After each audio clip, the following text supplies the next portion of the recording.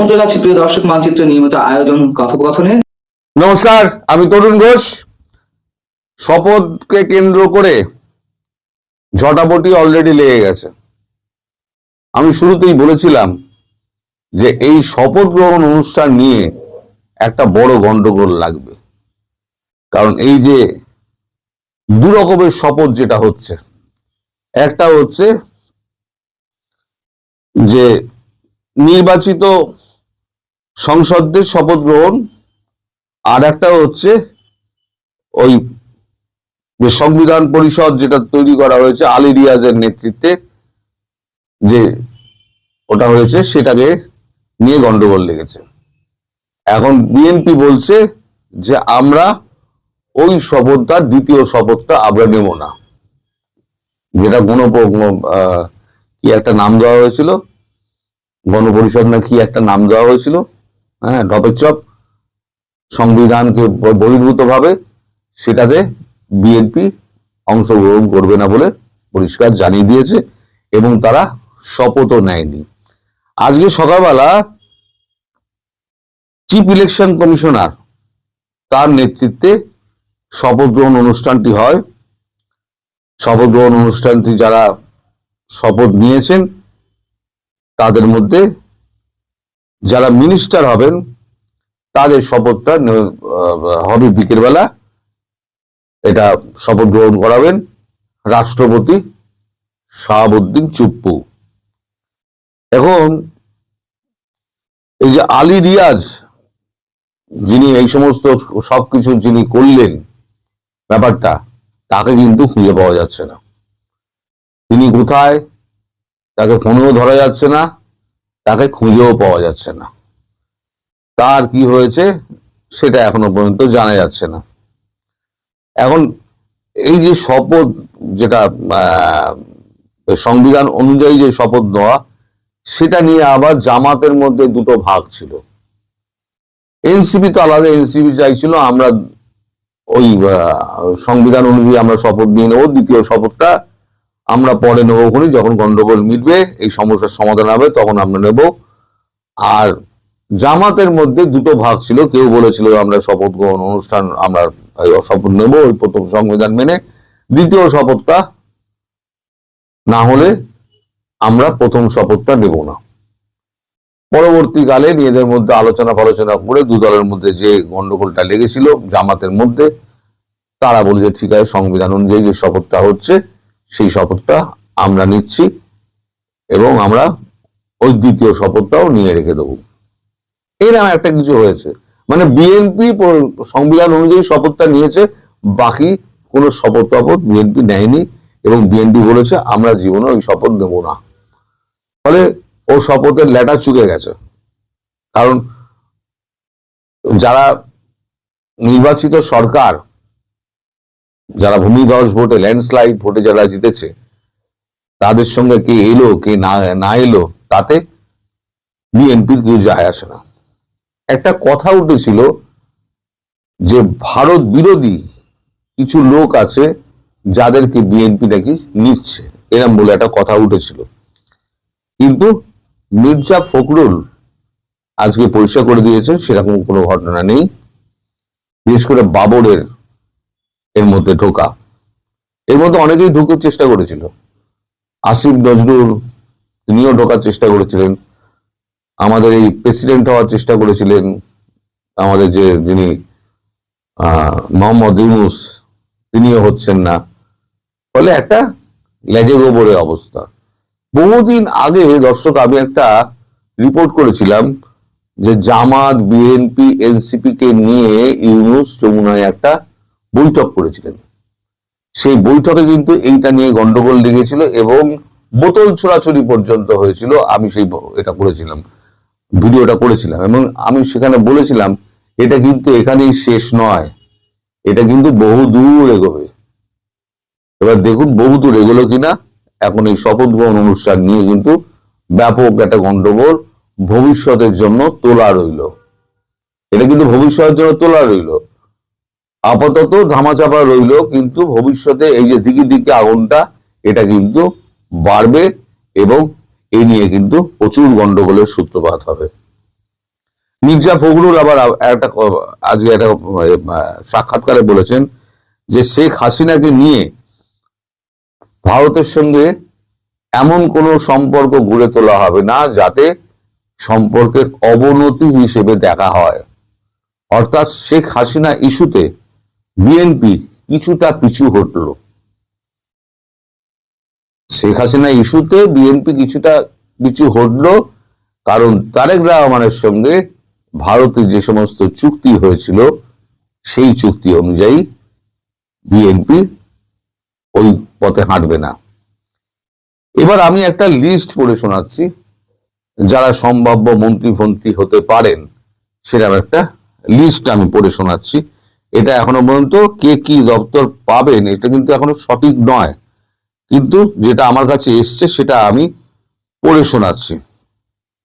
President হচ্ছেন, মানে প্রস্তাবিত, এটা কিন্তু প্রস্তাবিত। প্রেসিডেন্ট হচ্ছেন doctor Khandaker Musharraf. Speaker of parliament advocate Zahirul Abedin অথবা Nitai Roychowdhury. Prime minister and minister of defence Tarique Rahman. Minister of local government and rural development Mirza Fakhrul. Minister of home affairs Shahiduddin Ahmed. State minister Shahiduddin Chowdhury Annie. Minister of foreign affairs Amir Khasru. State minister Humayun Kabir. Minister of finance doctor Reza Kibria. Minister of education Enam Ehsanul Haque Milon. State minister Saeed Al Noman. Minister of law, justice and parliamentary affairs Mohammad Asaduzzaman. Minister of information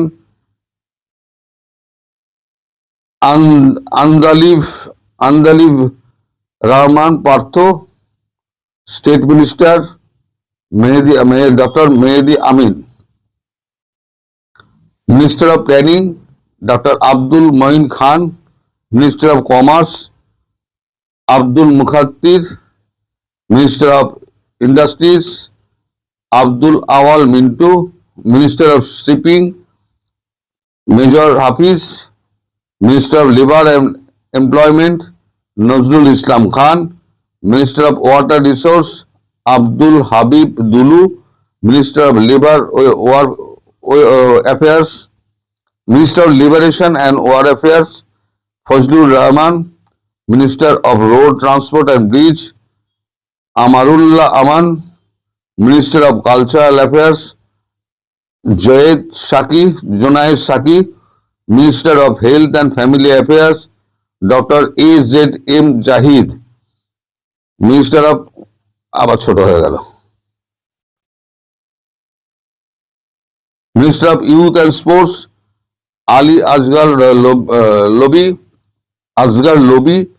minister of religious affairs Shamim Kaiser Lincoln.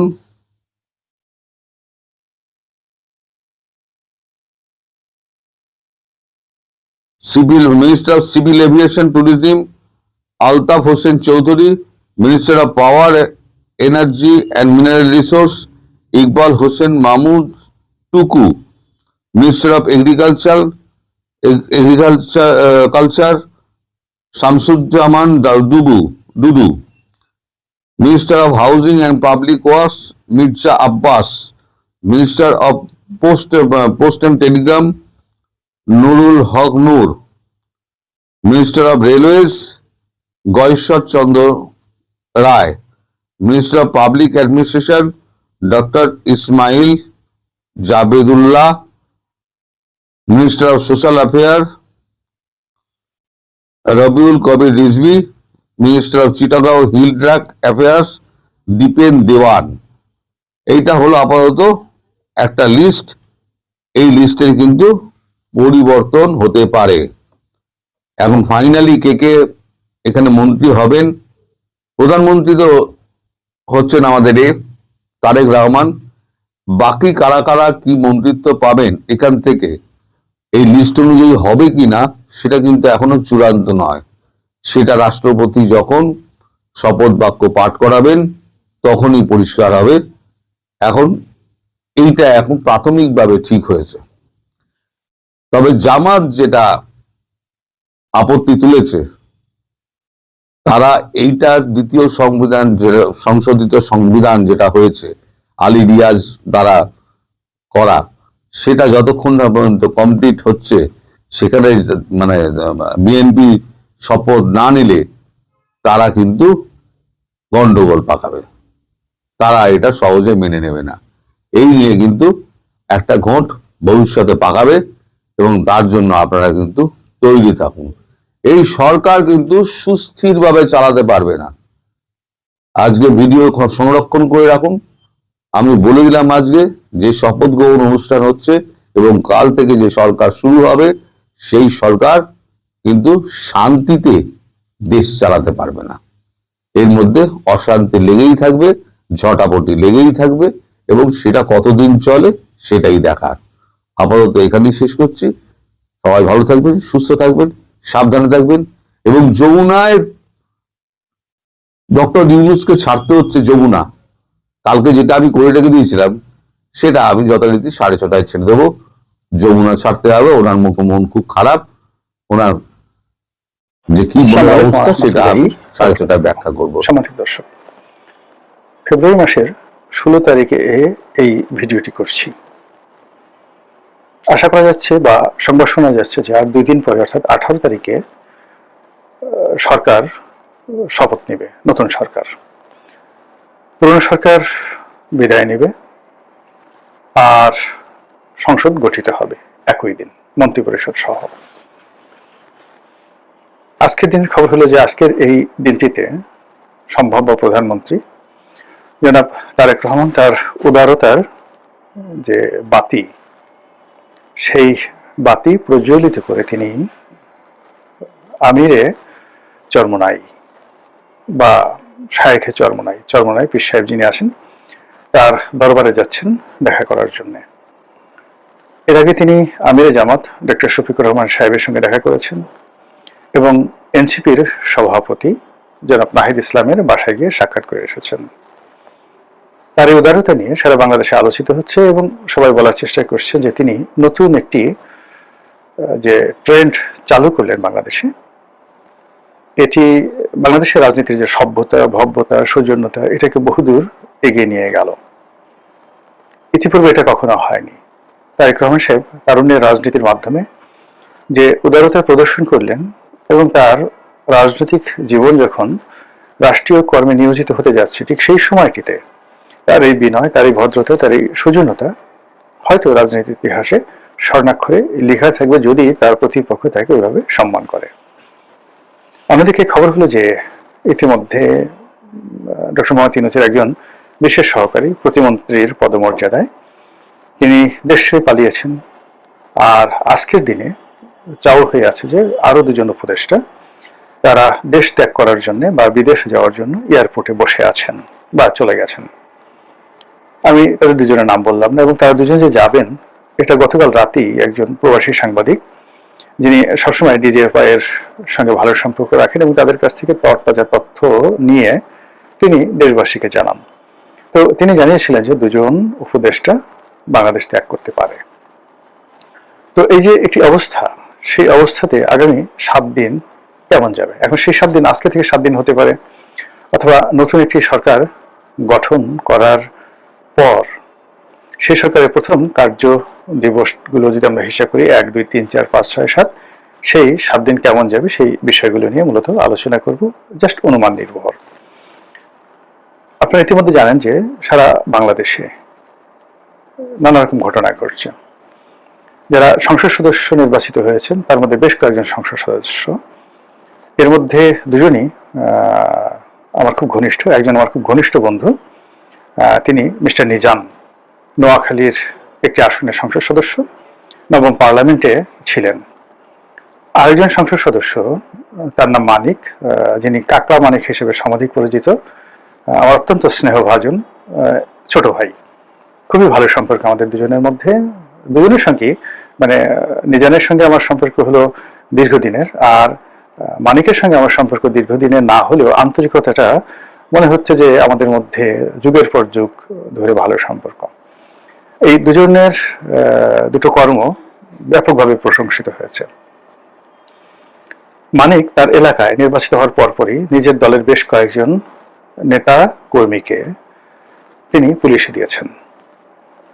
এটি ব্যাপকভাবে চাপ পড়তে দূরের কথা, সারা বাংলাদেশে এটি প্রশংসিত হয়েছে যে না, বিএনপি যাদেরকে সিলেক্ট করেছে, মানিকের মতো সংসদ সদস্য কিংবা নিজানের মতো সংসদ সদস্য, এরা যদি থাকে দলে তাহলে সেই এলাকায় চাঁদাবাজি হবে না। আবার অন্যদিকে নিজান যেটি করেছেন সেটা হলো তিনি অ্যারেস্ট করার চাইতেও আরেকটু বেশি এগিয়ে গেছেন। তিনি নিজে বাদী হয়ে এলাকার যে তার দলের যারা নেতাকর্মী চাঁদাবাজ বলে পরিচিত, কুখ্যাতি অর্জন করেছেন এবং প্রায় 20-25 জনের বিরুদ্ধে তিনি মামলা করেছেন। এর বাইরে বিভিন্ন এলাকাতে চাঁদাবাজদের সঙ্গে আর সংসদ সদস্যদের সঙ্গে বিভিন্ন রকম দ্বন্দ্ব সংঘাত শুরু হয়ে গেছে, এবং এই দ্বন্দ্ব সংঘাতে চাঁদাবাজের টিকে থাকে না এমপির টিকে থাকে সেটি দেখার বিষয়। এটি গেল বিএনপির। অন্যদিকে জামাতের যারা লোকজন আছে তারা সঙ্গত কারণে ধরে নেওয়া হয় তারা চাঁদাবাজির সঙ্গে জড়াবেন না, চাঁদাবাজির সম্পর্কে তারা উচ্ছ্বসিত কণ্ঠে এর বিরোধিতা করবেন, এবং বিএনপির চাঁদাবাজির মাধ্যমে দেশের কি ক্ষয়ক্ষতি হয়েছে সেটি সংসদের ভিতরে এবং বাইরে দরাজ দিলে এবং বুলান্ত কণ্ঠে তারা সেটা প্রচার করতে থাকবেন। আগামী 7 দিন এটা সবার আগে হবে। পুলিশের মধ্যে, আমলাতন্ত্রের মধ্যে যারা যাকে বলা হয় অতি উৎসাহী, তারা দৌড়দৌড়ি করবেন পল্টন অফিসে, বিএনপি নেতাদের বাসায়, এমনকি তারেক রহমান সাহেবের বাসায়। ইতিমধ্যে আমরা জানি যে একজন পুলিশ কর্মকর্তা বেশ আলোচিত গত 17 মাসে, তার নাম মিস্টার মাসুদ। তো মাসুদ হলো সেই ঢাকার একটি জোন, পুলিশের একটি জোন, সেটি দক্ষিণ, সম্ভবত মেট্রোপলিটন পুলিশ কমিশনার, উপকমিশনার দক্ষিণ, সাউথ। এটা খুব গুরুত্বপূর্ণ একটি এলাকা। এই এলাকায় ঢাকা বিশ্ববিদ্যালয়, এই এলাকায় শাহবাগ প্রেস ক্লাব। তো এই যে মাসুদ, তিনি এই গত 17 মাসে তার বিভিন্ন অ্যাকশন কর্মকাণ্ডের জন্য পরিচিত। অনেকে তাকে তুলনা করার চেষ্টা করছেন যে আওয়ামী লীগ জামানাতে হারুন ছিল যেভাবে প্রভাবশালী, বেপরোয়া, তারপর বিএনপি জামানাতে কোহিনুর যেভাবে বেপরোয়া ছিল, সাহসী ছিল, তারপর আরো একজন ছিলেন খান সাইদ হাসান। ঠিক এখন মাসুদ যে পদে আছেন, যে চেয়ারে আছেন, ঠিক এই জায়গাটাতেই খান সাইদ হাসান ছিলেন বিগত বিএনপির জামানাতে। এবং যখন সেই 21শে আগস্টের গ্রেনেড হামলা হয়েছিল, সেই গ্রেনেড হামলার সময়টিতে এই মাসুদ যে দায়িত্বে আছে, ঠিক এই দায়িত্বে ছিল খান সাইদ। তো সেই জায়গাতে এখন মাসুদ বসে আছেন লম্বা চূড়া। এখনো পর্যন্ত তার বিরুদ্ধে কোনো দুর্নীতির অভিযোগ আসেনি, অনিয়মের অভিযোগ আসেনি, এবং এখনো পর্যন্ত যেটি হলো সেটি হলো তিনি তার পেশাদারিত্ব এবং পরিস্থিতি মোকাবেলা করার জন্য যতটা কঠোর হওয়া দরকার, সঙ্গে সঙ্গে যতটা নরম হওয়া দরকার, দুটো জিনিসের সমন্বয় তিনি করে যাচ্ছেন একজন আলোচিত পুলিশ কর্তা হিসেবে। কিন্তু এর মধ্যে যেটা ঘটেছে সেটা হলো যে তিনি সম্প্রতি বিএনপির একটি অনুষ্ঠান, সেটা সম্ভবত হোটেল ইন্টারকন্টিনেন্টালে হয়েছে, এবং ইন্টারকন্টিনেন্টাল মানে রমনা পার্কের সাথে, এবং এটা মাসুদের এলাকার। তো মাসুদ সেখানে গেছেন, যাওয়ার পরে তারেক রহমান সাহেবের সঙ্গে তার দেখা হয়েছে, এবং তারেক রহমান সাহেব মাসুদের কাঁধের উপর হাত রেখেছে। এটা তারেক রহমান সাহেবের জন্য একটু কষ্ট হয়েছে। এই কারণে হলো তারেক রহমান সাহেবের উচ্চতা আমার চেয়ে ছোট, সর্বোচ্চ তিনি 5 ফিট 5 ইঞ্চি লম্বা, আমি 5 ফিট 7 ইঞ্চি লম্বা, আর মাসুদ প্রায় 6 ফিট লম্বা বা 6 ফিটের বেশি হতে পারে। তো সেক্ষেত্রে তারেক রহমান সাহেবকে মাসুদের ঘাড়ে হাত রাখার জন্য তাকে মাথা উঁচু করতে হয়েছে, হাতও উঁচু করতে হয়েছে। তো এটা নিয়ে বেশ প্রতিক্রিয়া হচ্ছে। মাসুদের মর্যাদা নিঃসন্দেহে বেড়ে যাবে, এবং দেশের ভবিষ্যৎ প্রধানমন্ত্রী তার ঘাড়ে হাত রেখেছেন, তাকে আর কে ঠেকাতে পারে। খান সাইদের অবস্থা একই অবস্থা হয়েছিল। খান সাইদ সেই মাসুদের এই পদে আসার আগে বা পরে বগুড়ার ডিসি ছিলেন। তো তারেক রহমান সাহেবের সঙ্গে তার ভালো সম্পর্ক ছিল, এবং সেই সম্পর্কের কারণে তার জীবন তেনা তেনা হয়ে গিয়েছিল। তিনি 21শে আগস্ট গ্রেনেড মামলার আসামি হয়েছিলেন, জেলে গেছেন, সাজাপ্রাপ্ত হয়েছেন, পরিবার পরিজন সব মিলিয়ে তছনছ হয়ে গেছে। যেভাবে ধরুন শেখ হাসিনা মানে ঘাড়ে হাত রেখেছেন কিনা জানি না, তবে হারুনকে স্নেহ করতেন, বিপ্লবকে স্নেহ করতেন, বেনজির সাহেবকে খুব স্নেহ করতেন। তো এর ফলে তাদের জীবন কি পরিমাণ তেনা তেনা হয়ে গেছে সেটা বলার মতো নয়। আমি কিন্তু তাদের দুর্নীতি ভালো মানুষের নিয়ে বলছি না, শুধু বলছি যে ক্ষমতার কেন্দ্রে যারা থাকেন তাদের সঙ্গে অন্যান্য মানুষের যে সম্পর্ক, এই সম্পর্কের কারণে ভীষণ রকম একটা প্রবলেম হয়। যেমন ধরুন আমি খুব সাধারণ অখ্যাত একজন মানুষ, এখন এই অখ্যাত একজন মানুষের সঙ্গে হঠাৎ যদি লোকজন দেখেন যে তারেক রহমান সাহেব আমার বাসায় গেছেন, আমার গায়ে হাত রেখেছেন, বা আমার প্রতি একটু অতিরিক্ত আকর্ষণ দেখিয়েছেন, আমিরে জামাত আমার বাসায় গেছেন, আমার সঙ্গে একটু ভাবসাব দেখিয়েছেন, পীরে চরমোনাই তিনিও এরকম করেছেন, পেপারে আসলো, আপনি বিশ্বাস করেন এই ফুলের তোড়া নিয়ে বহু মানুষ আমার এই অফিসে চলে আসবে। আর কিছু হোক বা না হোক, তারপরে হয়তো তারা আমাকে দ্বিতীয়বার জিজ্ঞাসা করবে না, তারপরে তারা আমার নামটা হয়তো মনে রাখবে না, তারা হয়তো জানেও না যে গোলাম মোল্লা রানীকে। যে কোনো কারণে তাদের মনে হলো হাত, আমার কার্ডটা দেখে তাদের মনে হলো একটু লোকটার কাঁধে হাত দিই, এতে কিন্তু আমার সর্বনাশ, ওরা আমার জন্য কেয়ামত হয়ে যাবে।